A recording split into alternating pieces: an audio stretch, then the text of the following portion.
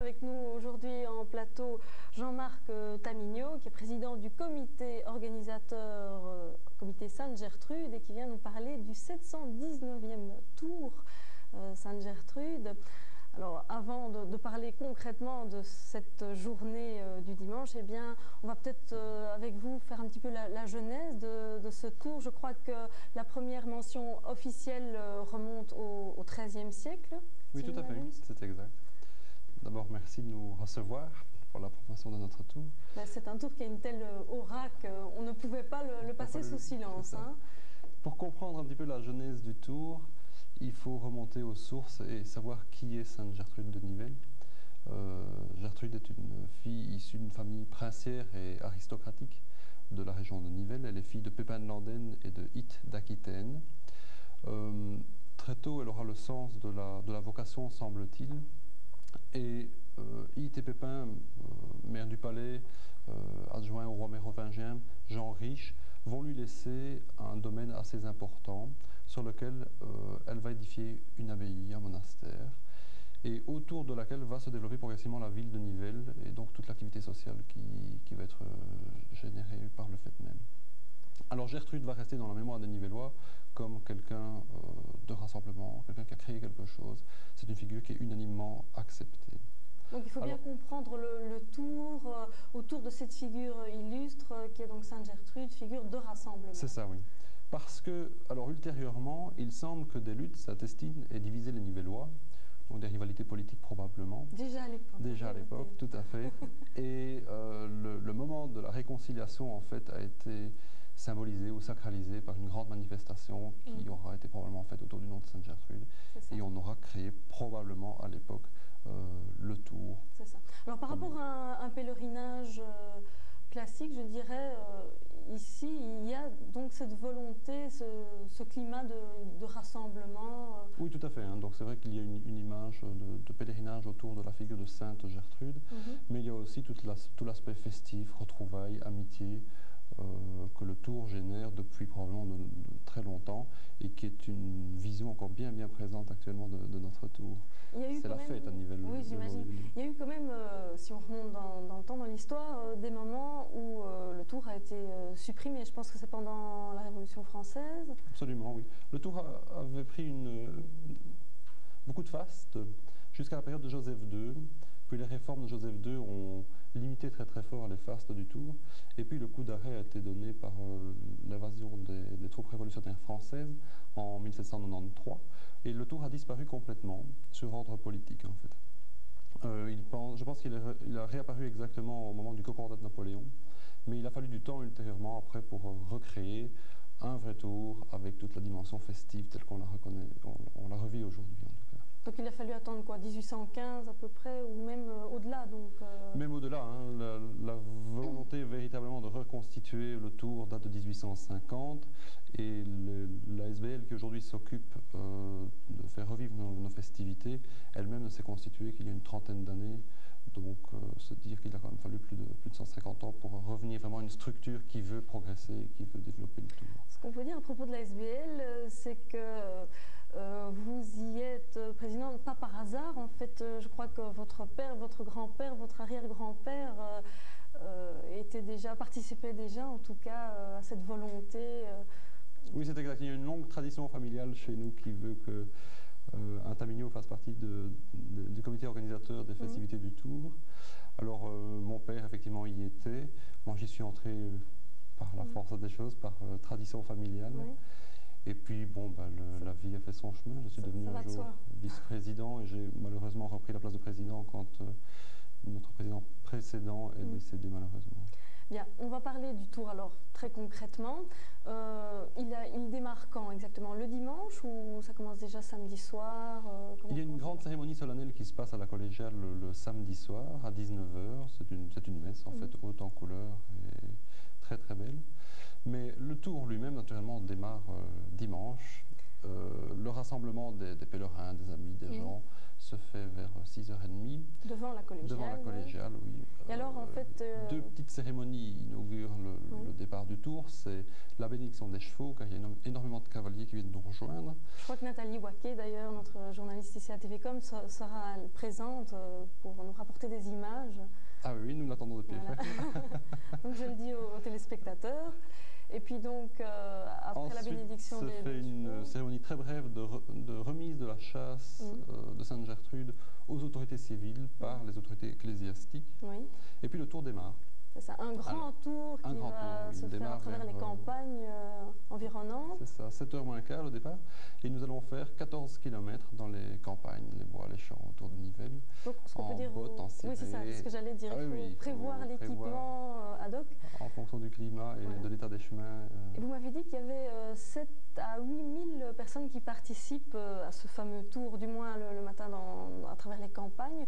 Nous avons d'ailleurs des images qui datent de 1953, qui ont été rapportées, je pense, par un des membres du comité, Sainte-Gertrude, et qui montrent que finalement, eh bien, ce tour n'a pas tellement changé. Ce sont toujours les mêmes endroits qui sont finalement fréquentés. Absolument. Donc, même lieu de passage, enfin les mêmes champs, les mêmes maisons. Le trajet du tour est quasi similaire à celui qui se faisait déjà au Moyen-Âge, sauf modifications exceptionnelles qui sont imposées par l'évolution de l'urbanisme et de l'état des routes. Mais c'est vrai que nous empruntons toujours le tracé plus ou moins originel. Il y a Ça ne suscite pas le tollé des paysans du coin ou le fait de traverser comme ça les terres, les champs, parce qu'on ne fait pas attention à l'endroit où on se trouve. Je veux dire, s'il faut passer par là, on passe par là. Hein, c'est comme dans la vie, hein, il y a parfois des petits moments où on se heurte, mais la bonne volonté générale prime quand même et on arrive toujours bientôt à un terrain d'entente. Disons que ce tour est quand même placé sous le signe de la paix. Oui, c'est ça, de la paix, de la rencontre, et je crois que tout le monde est fier quand même de voir le tour se dérouler tous les ans à Nivelles. C'est une institution nivelloise. Hein. Donc en fait là, la chasse est véhiculée un petit peu partout. Il y a des endroits où on s'arrête. Il y a des endroits où on s'arrête, oui. Je vous ai dit que le tour avait quand même au départ une base quand même religieuse. Donc il y a d'office 3 haltes prières. Ce sont essentiellement des temps de méditation. Je pense que dans cette atmosphère, cette ambiance d'un petit matin d'octobre comme ça, les gens aiment se ressourcer et faire le break un peu pour eux. Alors il y a 2 haltes plus festives. C'est la halte du déjeuner aux chênes. Le comité offre aux pèlerins, aux gens qui sont là, sandwich, boissons. On casse la croûte. On casse la croûte, tout à fait. C'est le déjeuner aux chênes. Et il y a une deuxième halte à la ferme dite de Grand-Peine, où les gens naturellement se restaurent aussi. Mais là, le comité, les hôtes, les chorales, etc. sont accueillis par les membres de la ferme, les propriétaires de la ferme. Ce qu'on peut dire, on a vu le char là, processionnel, on peut dire que c'est le plus ancien char processionnel de Belgique. Oui, à notre sens, oui, tout à fait. Car les autres chars connus, je pense, sont ultérieurs, donc on date plutôt du XVIIe ou XVIIIe siècle. Et alors, à propos de la chasse, là, on peut effectivement également aussi dire, bon, l'original a été en partie détruite. Oui, l'antique chasse gothique qui datait du XIIIe siècle, qui était un joyau d'orfèvrerie, a été gravement endommagée au moment des bombardements de 1940. Et elle a été remplacée par une chasse contemporaine. Je crois que c'est le seul exemple connu au monde. Cette chasse a été inaugurée en 1984. C'est une œuvre de l'artiste Félix Roulin, qui est connu, je pense, très fort dans les milieux concernés. Donc, qui date de 1984, hein, ça, on le dit. Oui, c'est ça. Et que l'on hisse donc sur le char lui-même, et que l'on sort donc tout autour de la ville. Ce que vous voyez là à la télévision, c'était quoi alors ça? Alors c'est un coffre en bois qui a remplacé la chasse authentique déjà avant la destruction de cette chasse en 1940, parce qu'elle était trop vite abîmée par les pérégrinations, et elle a servi donc jusqu'en 1984, jusqu'au moment de l'inauguration de la nouvelle chasse de Félix Roulin. On a vu également sur les images, donc datant, je le rappelle, de 1953, on a vu des images amateurs, je tiens à le signaler. On a vu également des géants, donc toute une partie alors qui a lieu l'après-midi, une partie plus festive, plus folklorique. Là, il y a quoi? Il y a des défilés? Tout à fait, oui. Hein. Donc le tour du matin se fait dans les champs et les campagnes. Le char revient en haut de la rue de Mons à Nivelles. Il est nettoyé dans une impasse près d'une maison. C'est un processus séculaire. Il n'a pas changé vraiment. C'est ça. Et alors à ce moment-là, se rejoignent, se donnent rendez-vous aux alentours de cette maison, près du collège de Nivelles, environ 250 à 300 figurants qui viennent revêtir les costumes de la procession.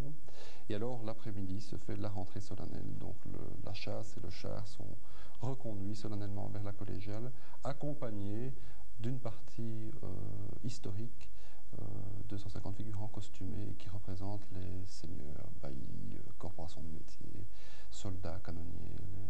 Enfin, c'est très très sympathique. Donc j'imagine que le public vient en famille, nombreux, puisque c'est l'occasion bien de festoyer ensemble, de voir de magnifiques défilés, des costumes. Ah oui, il y a tout ce jour-là. Il y a la promenade du matin. C'est très complet. Très fraîche. Il y a l'espèce d'omegang nivellois de l'après-midi. Il y a les retrouvailles de famille. C'est un moment de fête, effectivement, très complet. Il y a vraiment une ambiance. Et qui s'adresse aussi bien aux Nivellois qu'à leurs amis, et même qu'à des gens extérieurs. Il y a même des gens qui viennent de nos pays voisins, je pense aux Allemands. Parfaitement. Le culte de Gertrude français. A été diffusé à l'étranger au Moyen-Âge.